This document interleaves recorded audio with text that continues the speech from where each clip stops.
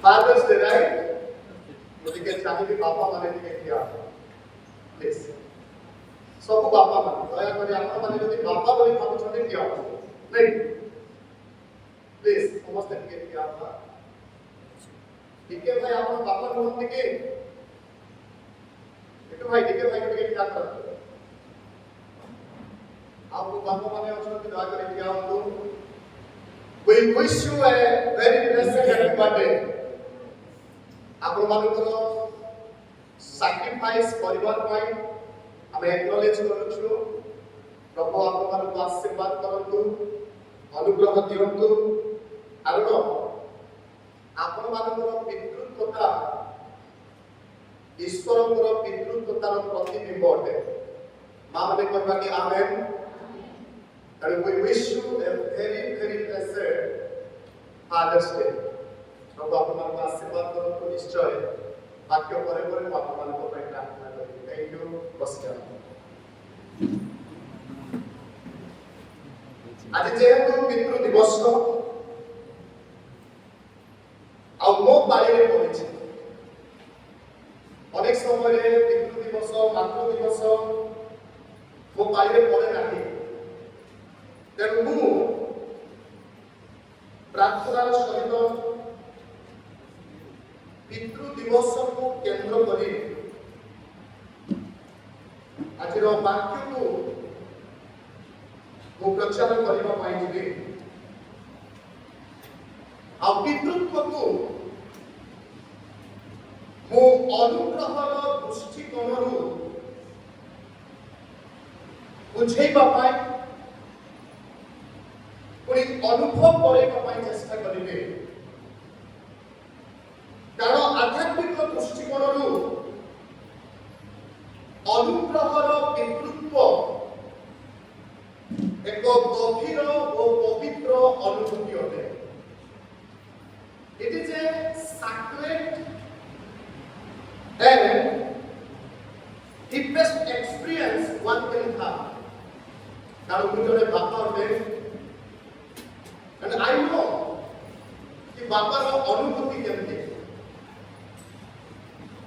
आ कहीं मु अनुग्रहर दृष्टिकोण पितृत्व को व्याख्या करने चाहूचे कारण आम समस्ते जड़े जड़े सांसारिक पिता सांसारिक पिता भाव में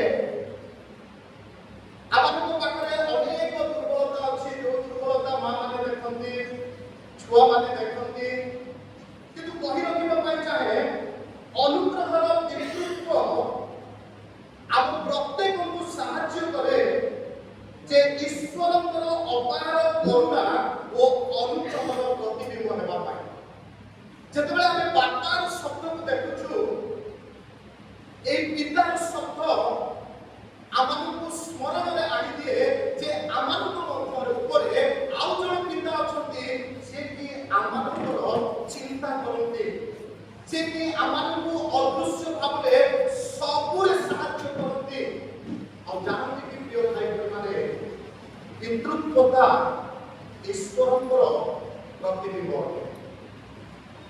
आपण एटा स्वीकार करंतु बा अस्वीकार करंतु पृथ्वी मध्य प्रभु सांसारिक पिता दैछन्ति एहा प्रकाश करिबा पाए जे आमे स्वर्गस्थ पिता को अति क्लोज रे बुझी पाए तेणु अनुरोध करिबी पिता मानकर भूमिका पिता मानकर सैक्रिफाइस पुणी बापा माने करुथिबा कार्य को रेस्पेक्ट करंतु अप्रिशिएट करंतु एक्नॉलेज करंतु अनेक समय एटा हुए नाही कारण आमे ख्रिस्टीय परिवार बा हेतु आमे पिता मानकर माता मानकर भूमिका निश्चित भाव में एक्नॉलेज करबा आवश्यक आम जीवन में आ जो शास्त्रांश नहीं छे ए दुईटी शास्त्रांश प्राय सिमिलर अटे कहीं सिमिलर अटे आमने मु उन्मोचन कले आमने बुझिबा पाइछबा आ आज को जो टॉपिक नहीं छे जो टाइटल को नहीं छे ता ହଉଛି two tables that speaks of grace. ଦୁଇଟି ମେଜ ଯେଉଁ ମେଜ ଅନୁଗ୍ରହକୁ ପ୍ରକାଶ କରେ। ପ୍ରିୟ ଭାଇ ଭଉଣୀମାନେ, ଯଦି ଆମେ এই ଶାସ୍ତ୍ରାଂଶକୁ କନସିଡର କରିବା, ଦ୍ୱିତୀୟ ସାମୁଏଲ 9 ଅଧ୍ୟାୟ ଏବଂ ଲୁକଲିଖିତ ସୁସମାଚାର ତାର 15 ଅଧ୍ୟାୟକୁ ଯଦି ଆମେ ଚିନ୍ତା କରିବା, ଆମେ ଦେଖିପାରିବା ଅନୁଗ୍ରହ କିପରି ଭାବରେ କାର୍ଯ୍ୟ କରିଛି। ଅନୁଗ୍ରହ କେତେ ଦୂରକୁ ଯାଇପାରେ, ଅନୁଗ୍ରହ କେତେ ନିଚକୁ ଯାଇ ଜଣଙ୍କର ହୃଦୟକୁ ସ୍ପର୍ଶ କରିପାରେ। ଯଦି ଆମେ এই দুইটি প্যাসেজକୁ ଦେଖିବା, এই দুইটি প্যাসেজে দুইটি ভিন্ন ব্যক্তিত্বକୁ ଆମେ ଦେଖୁଛୁ। প্রথম প্যাসেজে জଣେ ବ୍ୟକ୍ତିକୁ ଦେଖୁଛୁ ମଫିବୋଶତ, ଯିଏକି ଫରଗେଟେଡ୍, ଅବହେଳିତ ଅଟନ୍ତି। ମଫିବୋଶତ ଯିଏକି ବ୍ରୋକେନ୍ ଲାଇଫ୍ ଡାକୁଛନ୍ତି, ଗୋଟେ ଭଗ୍ନ ଜୀବନ ଡାକୁଛନ୍ତି। ଆଉ ଲୁକ 15 ଅଧ୍ୟାୟରେ ଆଉ ଗୋଟେ ବ୍ୟକ୍ତିକୁ ଦେଖୁଛୁ ଅପବ୍ୟ ପୁତ୍ର, ଯିଏକି ଗୋଟେ ରେବେଲିୟସ୍ ବିଦ୍ରୋହାଚରଣ କରିଛନ୍ତି ବାପାଙ୍କ ବିରୁଦ୍ଧରେ। କିନ୍ତୁ ସବୁଠାରୁ ବଡ଼ ବିଷୟ କ'ଣ ଜାଣିଛନ୍ତି? ଚିନ୍ତା କରନ୍ତୁ, ମଫିବୋଶତ a broken person, forgotten, ଅବହେଳିତ, ଆଉ ଗୋଟେ ପାର୍ଶ୍ୱରେ ଜଣେ ବାପାଙ୍କ ବିରୁଦ୍ଧରେ ପାପ କରି ବିଦ୍ରୋହାଚରଣ କରି ନିଜ ଇଚ୍ଛାକୁ ବଳବତ୍ତର ରଖି ଜୀବନଟାକୁ ଆସୁଛନ୍ତି। ଆଉ ଏ ଦୁଇ ଜଣ ଗୋଟିଏ ସ୍ଥାନରେ ପାଉଛନ୍ତି। They are found in the same place. ଗୋଟିଏ ମେଜ ନିକଟରେ ସେମାନେ ପାଯାଉଛନ୍ତି।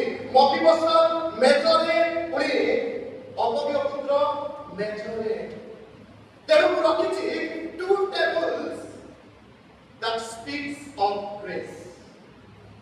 ଆଉ ଏ ଦୁଇଟି ସ୍ଥାନରେ ଆମେ ଦୁଇ ଜଣ ବ୍ୟକ୍ତିକୁ ଦେଖୁଛୁ ଯେଉଁମାନେ ସେମାନେ ଗ୍ରେସକୁ ଏକ୍ସଟେଣ୍ଡ କରୁଛନ୍ତି। ଦ୍ୱିତୀୟ ସାମୁଏଲ 9 ଅଧ୍ୟାୟରେ ଦାଉଦ he is playing as a role of father. ସେ ଗୋଟେ ବାପାଙ୍କର ଭୂମିକା ନେଉଛନ୍ତି। ଆଉ ସେ ତାଙ୍କର ଦୟାକୁ ସେହି ଲୋକଙ୍କ ନିକଟକୁ ଏକ୍ସଟେଣ୍ଡ କରୁଛନ୍ତି ଯେଉଁ ଲୋକ ନିକଟକୁ ମୁଁ କେବେ କରିନପାରିବି। ଆଉ ଏ ସ୍ଥାନରେ ବାପା ପୁଅର ଗୋଟିଏ ବିକଳ ପ୍ରାର୍ଥନାରେ ବାପା ତାଙ୍କର ଅନୁଗ୍ରହକୁ କ'ଣ କରୁଛନ୍ତି? ଏକ୍ସଟେଣ୍ଡ କରୁଛନ୍ତି। କାହିଁକି ମୁଁ ଏହି ପାସେଜରେ ଏହି କଥା କହିବା ପାଇଁ ଚାହୁଁଛି? ପ୍ରିୟ ଭାଇ ଭଉଣୀମାନେ, ଆପଣ ଆଉ ମୁଁ ଗୋଟିଏ ବଡ଼ ଉଦ୍ଦେଶ୍ୟ ନେଇ ଆରମ୍ଭ ହେଉଛୁ। ଜାଣିଛନ୍ତି କ'ଣ? ଲୁକଲିଖିତ ସୁସମାଚାର 6:36 ଲେଖା ଅଛି, ତୁମ୍ଭମାନଙ୍କର ପିତା ଯେପରି ଦୟାଳୁ ତୁମ୍ଭେମାନେ ମଧ୍ୟ। That means you and I, ଆପଣ ଆଉ ମୁଁ କାହିଁକି ଆନନ୍ଦ ହେଉଛୁ? ଆମେ ପିତାଙ୍କ ପରି ଦୟାଳୁ ହେବା ନିମନ୍ତେ ଆନନ୍ଦ ହେଉଛୁ। ଜାଣନ୍ତି କି ଯୋଉ ପିତା ଯେତିକି ଦୟା ପ୍ରକାଶ କରେ, ସେ ସେତିକି ପିଲାମାନଙ୍କର ହାତ ବୁଝେଇଥାଏ। ଯେଉଁ ବାପା ଯେତିକି କଠୋର ହୃଦୟ ପ୍ରକାଶ କରେ, ପିଲାମାନେ ତାଠାରୁ ଅତି ଦୂରରେ ରହିଥାଏ।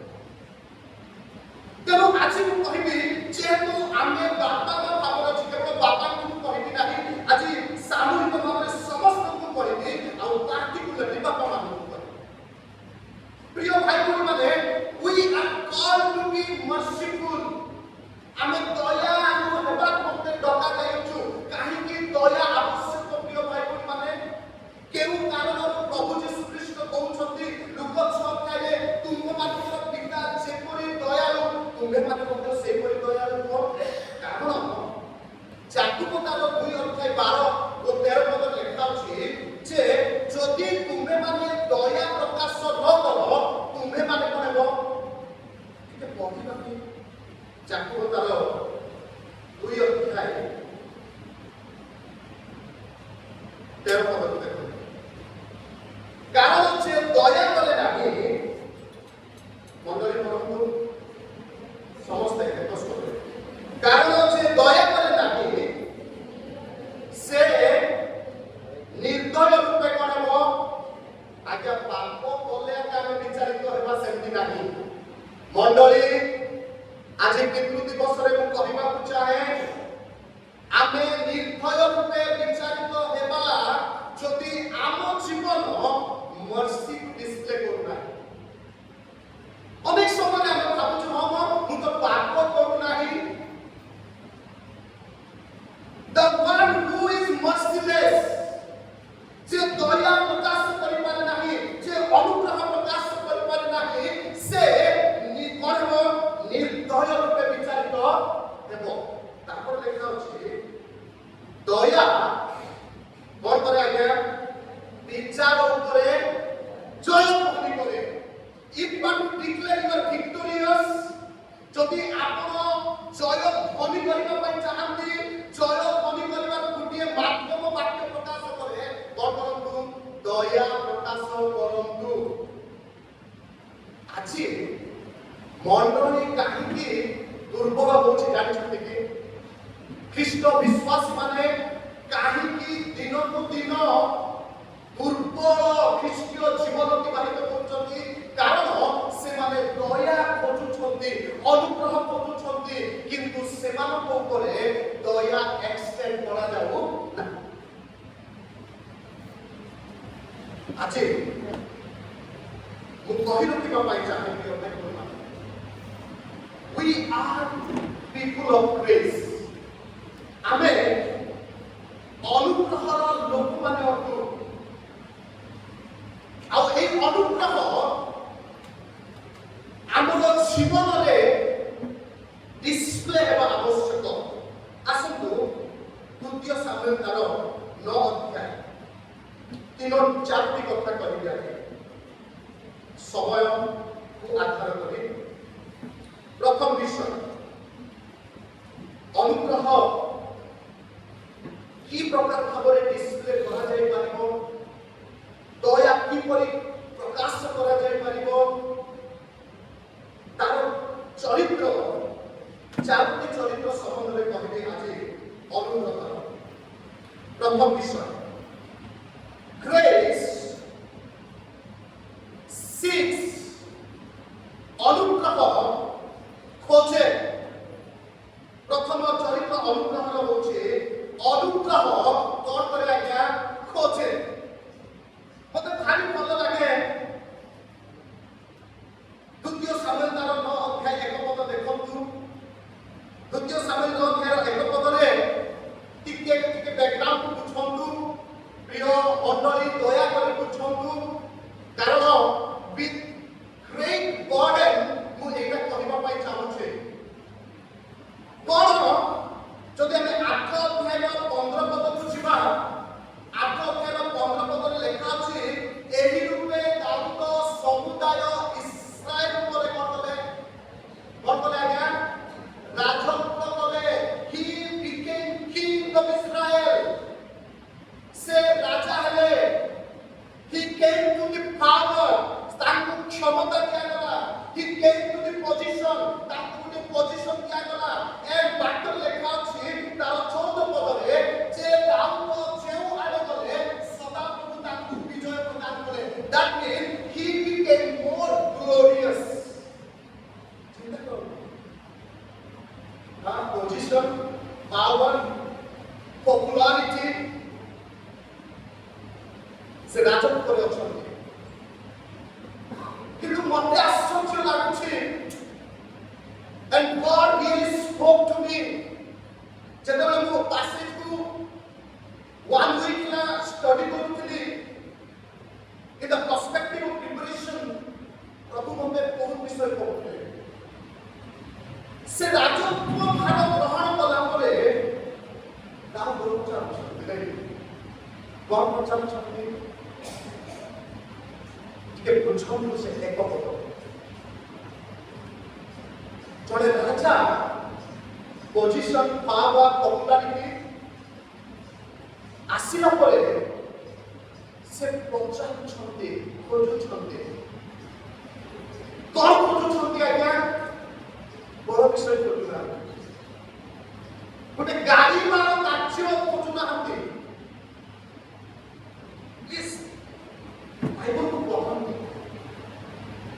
ख्रीष्ट विश्वासी God wants you and me to be men and women of grace. ଆଉ ପ୍ରଭୁ ଦାଉଦଙ୍କୁ ଅନୁଗ୍ରହ ଦେଲେ ପ୍ରଭୁ ଆପଣଙ୍କୁ ଅନୁଗ୍ରହ ଦିଅନ୍ତି ପ୍ରଭୁ ଆପଣଙ୍କୁ ପୋଜିସନ ଦେଇଛନ୍ତି ପ୍ରଭୁ ଆପଣଙ୍କୁ ପପୁଲାରିଟି ଦେଇଛନ୍ତି ଯଦି ଦେଇଛନ୍ତି ଆଉ ଯଦି ଆପଣ ଈଶ୍ୱରଙ୍କୁ ଜାଣନ୍ତି ଆପଣ କ'ଣ କରିବେ ବୁଝିବେ କାହାକୁ ଲେଖା ଅଛି ମତେ ଭଲ ମୁଁ ଜାଣି ଆପଣଙ୍କୁ ପଚାରୁଛି କି ନା ଦାଉଦ ପଚାରୁଛନ୍ତି ମୁଁ ଯାହା ପ୍ରତି ଦୟା ପ୍ରକାଶ କରିବାରେ ଏପରି କେହି କାହା ବଂଶ ଆଚ୍ଛା କାହା ବଂଶକୁ କରୁଛନ୍ତି ସାଉଲ କିଏ ଆଜ୍ଞା ସାଉଲଙ୍କର ଶେଷ ନିଶ୍ୱାସ ଯିବା ପର୍ଯ୍ୟନ୍ତ ସାଉଲ କାହା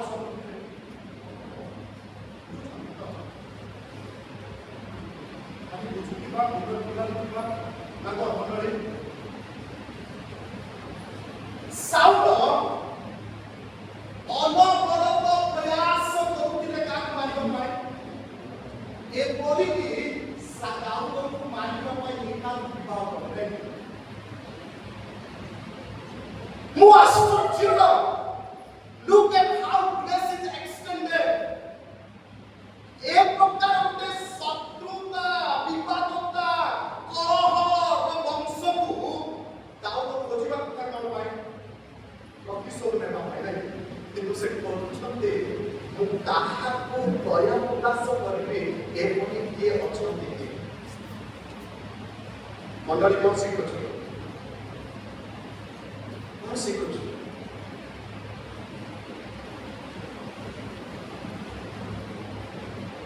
ପାଉଲ ପ୍ରକାଶ କଲେ ବିଷୟ ଦୁଇପଦରେ ଆମେ ଯେତେବେଳେ ଶତ୍ରୁ ଥିଲୁ ନାଇଁ we were also enemy of God କିନ୍ତୁ ସର୍ବର ପରମେଶ୍ୱର ଅନୁମତି କଲେ ଦୟା ଆସରେ ଖୋଜିଲେ ସେ ତାଙ୍କର ଦୟା କେମିତି ପ୍ରକାଶ କଲେ ମତେ ସେ ଖୋଜିଲେ ଏଇଟା ହିଁ ଦୟା ଏଇଟା ହିଁ ଦୟା ଏହାକୁ ଆପଣ କେତେ ପରିମାଣର ଟଙ୍କା ଦଉଛନ୍ତି ବେଳେ ବେଳେ ଆମେ ଦାନ ଦକ୍ଷିଣା ଦଉଛୁ କ'ଣ ପାଇଁ ଆଉ ଗୋଟେ ପ୍ରକାରର ସମ୍ବେଦନଶୀଳ ଦେଖେଇବା ପାଇଁ ଦୟା କ'ଣ ଜାଣନ୍ତି କି ଦୟା ସେତେବେଳେ ଦୟା ଭାବରେ ପରିଣତ ହୁଏ ଯେତେବେଳେ ଆମେ ଖୋଜୁ କାହାକୁ ଖୋଜୁ ଆଜ୍ଞା ଆମ ସମ ସ୍ଥାନରେ ଥିବା ଲୋକଙ୍କୁ ଆପଣ ସ୍ତ୍ରୀ କଲେ କାହାକୁ ଡାକୁଛନ୍ତି क्वेश्चन आସୁଛି ପ୍ରେୟର ମିଟିଂ ରେ କାହାକୁ ଡାକୁଛନ୍ତି ଯାହା ସହିତ ଆମର କମରି ଏଇଟା ଚାଲିଛି ରିଆଲିଟି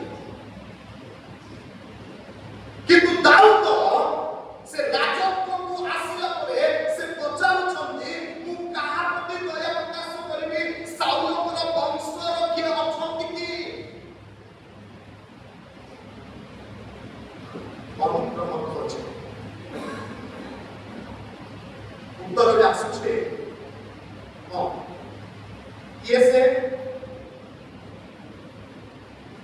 ମଫିବୋଶେଥ କୋଉଠି ଅଛନ୍ତି ଆଜ୍ଞା ଚାରିପଦରେ ଶିବ କହୁଛନ୍ତି ଆଜ୍ଞା ସେ ଅଛନ୍ତି କୋଉଠି ସେ ଲୋଦୋବାରରେ ଅଛନ୍ତି ଲୋଦୋବାର କ'ଣ ଆଜ୍ଞା जानते कि लोदोबार का अर्थ Lodebar a place where there is no pasture एक स्थान जो स्थान रे पंछी मान रहा नहीं जो स्थान रे पंछी मान मते उष्ण नहीं जो स्थान रे पंछी मान मते कौनसी रिसोर्स नहीं से स्थान को कोन कह जाउछि लोदोबार बोली कह जाउछि a place where there is no source to take कोठी अछंती मफिबोशेथ गोटे स्थान जो स्थान कौन नहीं ବଞ୍ଚିବା ପାଇଁ କୌଣସି ରିସୋର୍ସେସ୍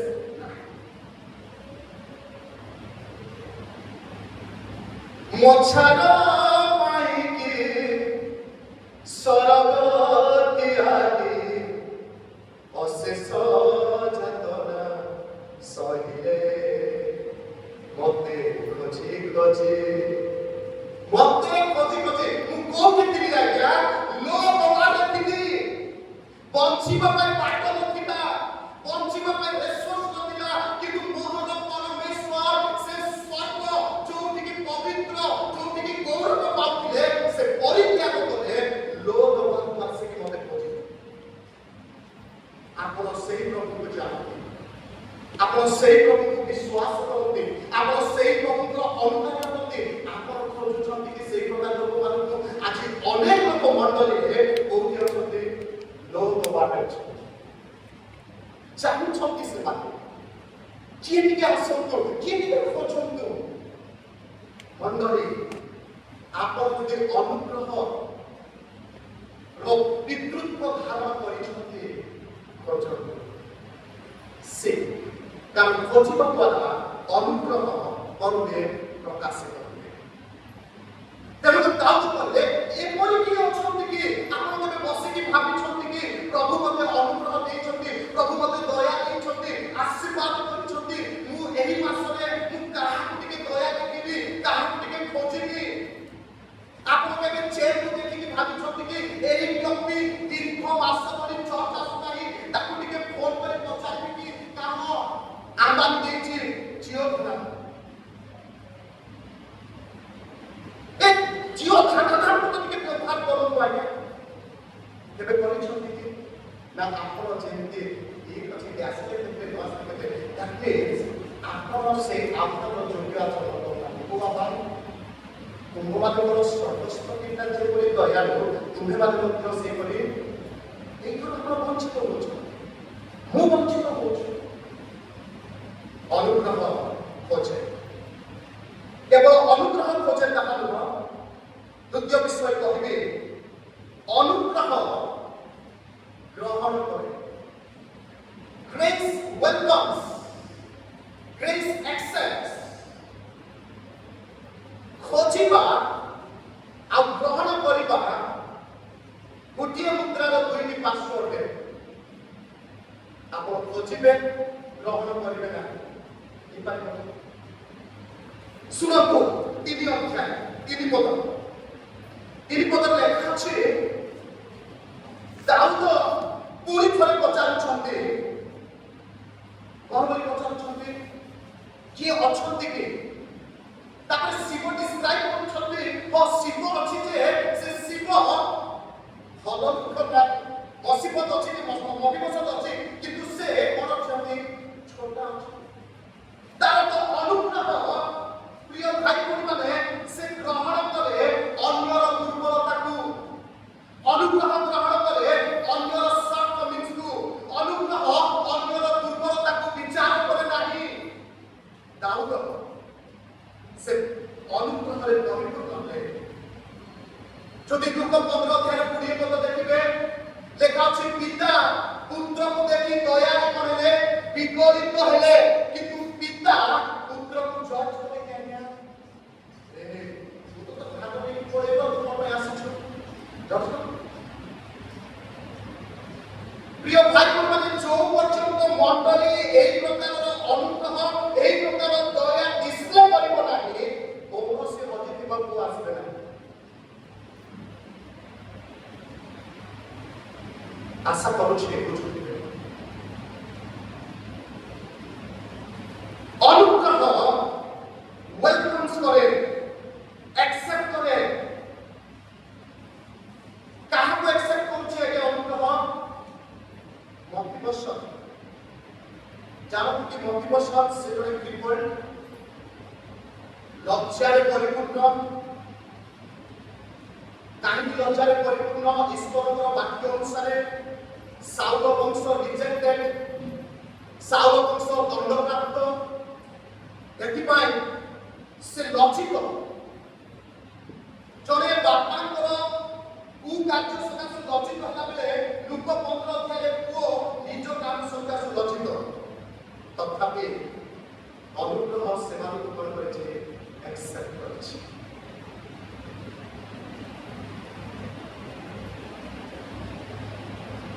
ଅନୁଗ୍ରହ ଅଗ୍ର ଚୂର୍ଣ୍ଣ ଲୋକମାନଙ୍କ ପାଇଁ, ଅନୁଗ୍ରହ ନିର୍ଯାତିତ ଲୋକମାନଙ୍କ ପାଇଁ। ଯଦି ଆପଣ ସବଳ ଭାବୁଥିବେ, ଆପଣ କ୍ଷମତା ବ୍ୟକ୍ତି ଭାବୁଥିବେ, ଆପଣଙ୍କ ପାଇଁ ଅନୁଗ୍ରହ ନାହିଁ। ଅନୁଗ୍ରହ କା ପାଇଁ? କ୍ଷତ ବିକ୍ଷତ ଲୋକମାନଙ୍କ ପାଇଁ, ନିର୍ଯାତିତ ଲୋକମାନଙ୍କ ପାଇଁ। ଆଜ୍ଞା ମନ୍ତ୍ରୀବର୍ଷ କୋଉଠିକି ଆସିଲେ? ରାଜ ପ୍ରାସାଦକୁ ଆସିଲେ, ମେଜକୁ ଆସିଲେ। ଅପବ୍ୟକ୍ତ କୋଉଠିକି ଆସିଲେ? ବାପାଙ୍କର ମେଜକୁ ଆସିଲେ। ରାଇଟ୍। ଗୋଟିଏ କଥା କହିବାକୁ ପାଇଁ ଚାହେଁ,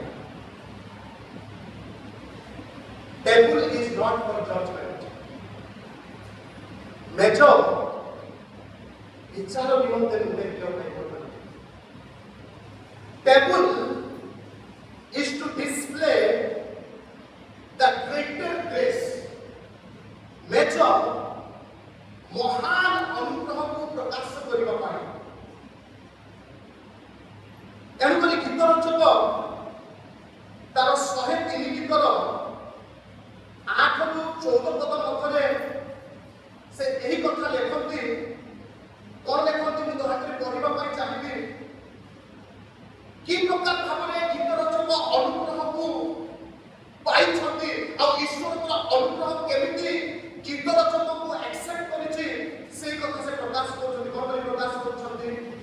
ସେ କହୁଛନ୍ତି, ସେ ବିନାଶରୁ ମୋ ଜୀବନକୁ ମୁକ୍ତ କର।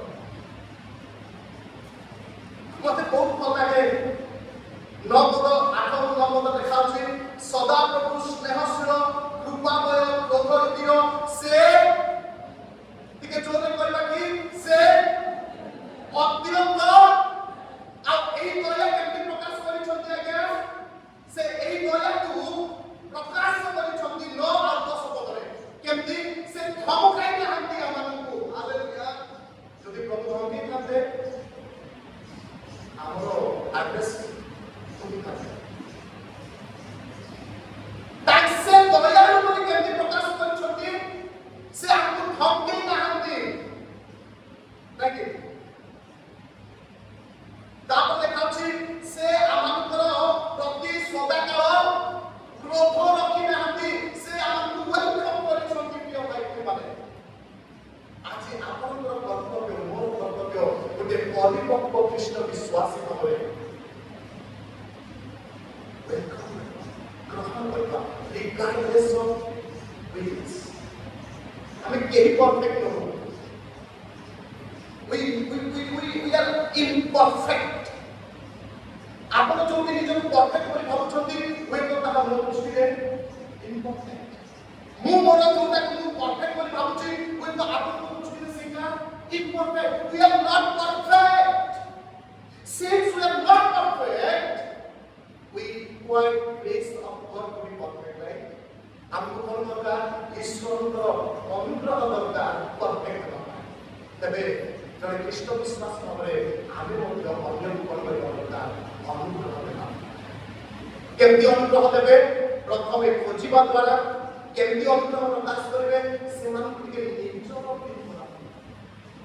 ପ୍ଲିଜ ଆପଣଙ୍କର କଥାବାର୍ତ୍ତା ସେମାନଙ୍କୁ ଦୂରକୁ ନେଇ ନଯାଉ। ପ୍ରିୟ ଭାଇ ମାନେ, ଅଭିବସକୁ ଦାଉଦ ମେଜକୁ ନେଲେ କଣ ପାଇଁ ନେଲେ ଆଜ୍ଞା? ବିଚାର କରିବା ପାଇଁ, କହିବା ପାଇଁ, ତୋ ବାପା ଏମିତି କରିଥିଲା, ସେମିତି କରିଥିଲା, ସେମିତି କରିଥିଲା ବୋଲି। Look at this. ତୃତୀୟ ବିଷୟ, ଅନୁଗ୍ରହ ଖୋଜେ, ଅନୁଗ୍ରହ accept करे। ତୃତୀୟ ବିଷୟ, ଅନୁଗ୍ରହ ରେଷ୍ଟୋର କରେ। ଅନୁଗ୍ରହ ରେଷ୍ଟୋର କରେ। ଦାଉଦ କଣ କହିଲେ ଆଜ୍ଞା? ଅଭିବସକୁ ପଢିବେ ଟିକେ 7 ପଦ 9। ଯଦି ବାଇବେଲ ଧରିଛନ୍ତି ଦୟାକରି ପଢନ୍ତୁ। ତହିଁରେ ଦାଉଦ ଅଭିବସକୁ କହିଲେ,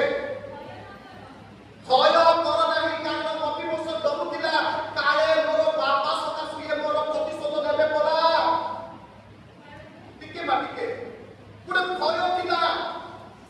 ଆଜି ଅନେକ ମଣ୍ଡଳୀକୁ ଆସୁନାହାନ୍ତି ଗୋଟେ ଭୟ ସକାଶୁ, କାରଣ ମୁଁ ପାଳକ ଭାବରେ ମୁଁ ସମସ୍ତଙ୍କ ଘରକୁ ଯାଉଛି, ଆଜି ଅନେକ ଲୋକ ଅନେକ ପ୍ରକାର ବ୍ୟବହାରରେ ବ୍ୟାଘାତ ହେଇଛନ୍ତି। ଗୋଟେ ଭୟ ରହିଛି ପ୍ରିୟ ଭାଇ ଭଉଣୀମାନେ, ଆଉ ଅଭିବସ ଭୟ କରୁଛନ୍ତି, ଆଉ ଦାଉଦ କହୁଛନ୍ତି ଭୟ କର ନାହିଁ, ଡର ନାହିଁ। ତାପରେ କହନ୍ତୁ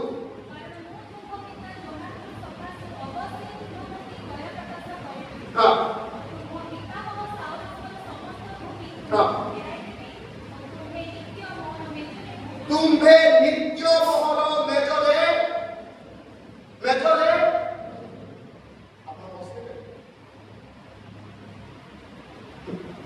शत्रु को पानी मेजरे छाई ना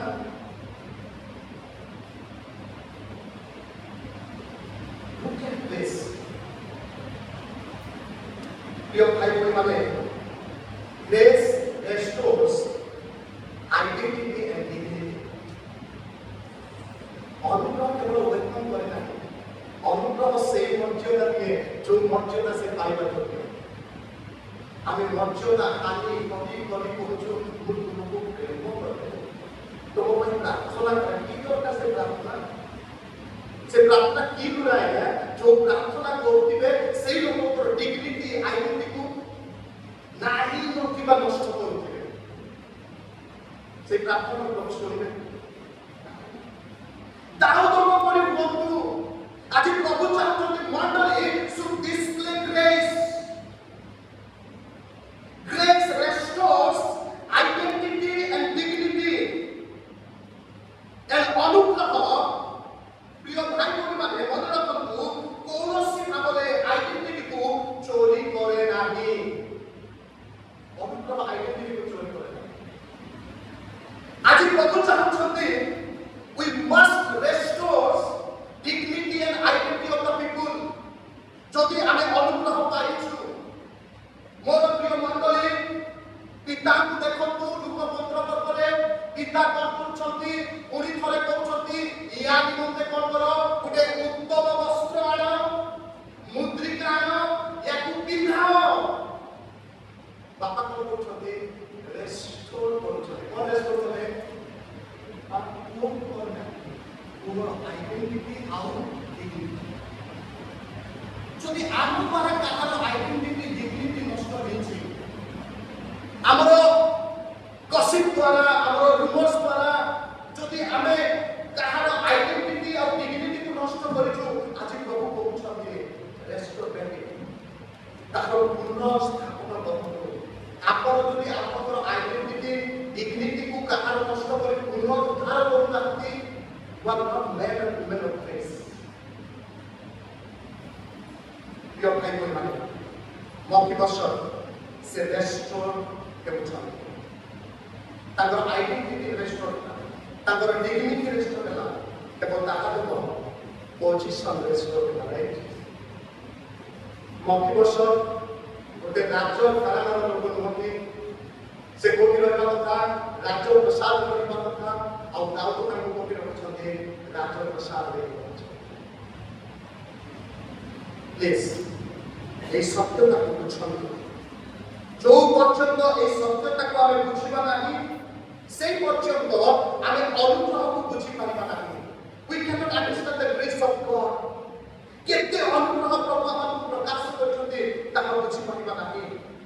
ପ୍ରିୟ ଭାଇ ଭଉଣୀମାନେ ଅନୁଗ୍ରହ କେବଳ ଖୋଜେ ତାହା ନୁହଁ, अनुग्रह स्वागत करे, अनुग्रह रेस्टोर करे। और रेस्टोर करे डिग्निटी आइडेंटिटी एंड पोजीशन। शेष कथा अनुग्रह ग्रेस सेलिब्रेट्स। अनुग्रह उत्सव करे। कौन उत्सव करे, सुनନ୍ତୁ बापा मानकर संदर्भ अनेक समय मु बापा भावे मोर पिलार अचीवमेंट ने मु सब करे। We always celebrate our children's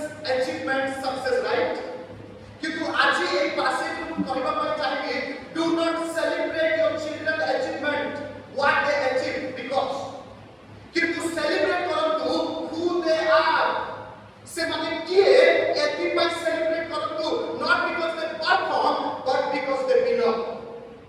ଅନେକ ସମୟରେ ଆମେ ପରଫର୍ମାନ୍ସ କରି ସେଲିବ୍ରେଟ୍ କରୁ ନାହିଁ ନାଇଁ ଲୋକ କହୁଛନ୍ତି ସେମାନେ ପରଫର୍ମାନ୍ସ କଲେ ବୋଲି ସେଲିବ୍ରେଟ୍ କରୁନାହାନ୍ତି ସେମାନେ ତୁମର ବିଲଙ୍ଗ କରନ୍ତି ଏଥିପାଇଁ ସେଲିବ୍ରେଟ୍। ଆଉ ଏଇ ସ୍ଥାନରେ ଆମେ ଦେଖୁଛୁ ଦାଉଦ ମଫିବୋଶେତକୁ ଆଣୁଛନ୍ତି ଆଉ କୋଉଠି ବସଉଛନ୍ତି ଆଜ୍ଞା ମେଜରେ ବସେଇକି ତାଙ୍କୁ ଏକଲା ଖାଇବାକୁ ଦେଲେ କି ତମେ ଖାଅ ନା ମୁଁ ତମକୁ ବାଣ୍ଟିଦେବି ସେ ମଫିବୋଶେତଙ୍କ ସହିତ ମେଜରେ ବସିଲେ ତାକି ସେଲିବ୍ରେସନ। ବାପା ପୁତ୍ରକୁ ଡାକି ଉତ୍ସବ କଲେ ତାକି ସେଲିବ୍ରେସନ। କଣ ପାଇଁ ଉତ୍ସବ କଲେ ଏତେ ଭଲ କାମ କରିଥିଲା ବୋଲି ସେ ତାଙ୍କର ପ୍ରିୟ ଭାଇ ଭଉଣୀମାନେ ଅନୁଗ୍ରହ ଆମକୁ ଏପରି ଗୋଟିଏ ସ୍ଥାନକୁ ଆଣେ ଯେଉଁ ସ୍ଥାନରେ ଆମେ ନିଜକୁ ଅନୁଭବ କରୁ ନିଜସ୍ୱତା ଅନୁଭବ କରୁ। Praise celebrates। ତେଣୁକରି ପରମ ଗୀତ ତାର 2 ଅଧ୍ୟାୟ 4 ପଦରେ ସୋଲୋମନଙ୍କର ପ୍ରେମିକା ସୋଲେମିଆ ସେ ଅତି ଆନନ୍ଦର ସହିତ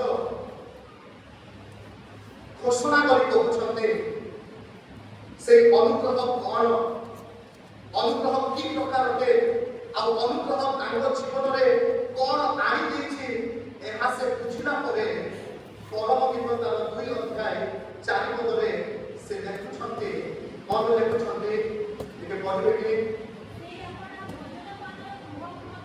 ସେ ଆପଣ ଭୋଜନ ପାନ ଗୃହକୁ ମତେ ତାର ସୋଲେମିଆ ଭୋଜନ ପାନ ଗୃହରେ ଥିଲା କି କୋଉଠି ଥିଲା ଜଙ୍ଗଲରେ ଥିଲା ଦ୍ରାକ୍ଷା କ୍ଷେତ୍ରରେ ଥିଲା ଆଉ ଦ୍ରାକ୍ଷା କ୍ଷେତ୍ରରେ ସେ କଳା ବର୍ଣ୍ଣ ଭାବରେ ଥିଲା ଚଳି ପଡ଼ି ଯାଇଥିଲା ତାର ଅବସ୍ଥା ଭଲ ନଥିଲା। প্রিয় ভাই ভଉଣୀମାନେ ସୋଲେମିଆ ଯେତେବେଳେ ଦ୍ରାକ୍ଷା କ୍ଷେତ୍ରର ରକ୍ଷିତା ଥିଲେ ସେତେବେଳେ ସେ ଜଳି ଯାଇଥିଲା କୃଷ୍ଣ ବର୍ଣ୍ଣ ଧାରଣ କରିଥିଲା ତାଙ୍କର ସୌନ୍ଦର୍ଯ୍ୟତା ହାରି ଯାଇଥିଲା ତଥାପି ସେ ସୋଲୋମନର ଅନୁଗ୍ରହରେ ସେ କୋଉଠିକି ଆସୁଛନ୍ତି ଆଜ୍ଞା ଭୋଜନ ପାନ କରିବାକୁ ବହୁତ ଆସୁଛନ୍ତି ଆଉ ସେ କହୁଛନ୍ତି ଏଇଟା ମୋର ମେରିଟ ସକାଶେ ନୁହଁ ମୋର ଜ୍ଞାନ ସକାଶେ ନୁହଁ ମୋର ସୁନ୍ଦରତା ସକାଶେ ନୁହଁ କିଏ ଆଣିଲେ ମତେ ସେ ଆଣିଲେ किए आगे से सोलोमन आनिले कौन बोले हम छंकी देखम पढ़ दो करे हां मो ऊपरे प्रेम ही ताकर करथिला लुक एट द ग्रेस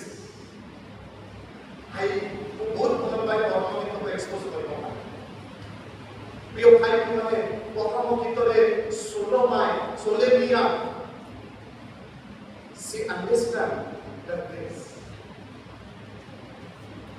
से पहुंचते वो राज्य को पासी वाला जोग्य नथिले मेजर को पासी वाला जोग्य नथिले किंतु से मते आनिले आपण जोग्य नथिले मु जोग्य नथिले किंतु से हमको आनिले प्रिय बंधु आपण যদি চাচ্ছেন अनुग्रह कौन बुझिबा যদি আপন অনুগ্রহ করা বুঝিছন্তি আপনার ব্যক্তিগত জীবনে আপন যদি ঈশ্বরଙ୍କର প্রকৃত অনুগ্রহକୁ টেস্ট କରିছন্তি সেই অনুগ্রহ আপনার জীবনে প্রকাশ করব কেমতি প্রকাশ করব প্রথম বুঝিবা আপন বুঝুতি সেই ଲୋକମାନଙ୍କୁ ଯୋଉମାନେ ଖାଦ୍ୟହୀନ ସ୍ଥାନରେ ଅଛନ୍ତି ପହଞ୍ଚିବାଟା ଉତ୍ସ ନାହିଁ ସେମାନଙ୍କର ସେଇ ଲୋକମାନଙ୍କ ପାଖକୁ ପହଞ୍ଚୁଛନ୍ତି ଗ୍ରେସ୍ ନେଚର୍ସ ଅନୁଗ୍ରହ ସ୍ୱାଗତ କରେ ଗ୍ରହଣ କରେ। ଆଜି ଯଦି ଆପଣ ତାହା ଉପରେ ଦୀପ୍ତ ମନ ରଖିଛନ୍ତି ବିଦ୍ୱେଷ ମନୋଭାବ ରଖିଛନ୍ତି ଶତ୍ରୁତାର ମନୋଭାବ ରଖିଛନ୍ତି ଆଜି ପ୍ରଭୁ କହୁଛନ୍ତି ଥରେ ଥରେ ଅନୁଗ୍ରହ ଆସିଲେ ମୁଁ ଗୋଟେ କୋଶ୍ଚିନ୍ ପଚାରିବି କି ଆପଣ ଯେଉଁ ଶତ୍ରୁତା ବିଦ୍ୱେଷତା ମନ ଧରି ଗିର୍ଜାରେ ବସିଛନ୍ତି ଏବେ ଯଦି ପ୍ରଭୁ ଆସିବେ ଆପଣ ସ୍ୱର୍ଗକୁ ଯିବେ ସତ କଥା ନିଜକୁ କଣ ସ୍ୱର୍ଗ आज आम डिस्प्ले करवा कि ग्रीस कहवा कि ग्रीस ओके मु चाहू ना क्षमा देवा मु चाहू ना मिसिबा किंतु प्रभुर अनुग्रह मते लाभ करुचे सॉरी कहवा कि तृतीय विषय अनुग्रह रेस्टोर करे अनुग्रह पुनर्स्थापन करे चतुर्थ अनुग्रह सेलिब्रेट करे आसो जो अनुग्रह आमे पाइछे से अनुग्रह आमे अपना पर प्रकाश प्रभु प्रत्येक को आशीर्वाद करें।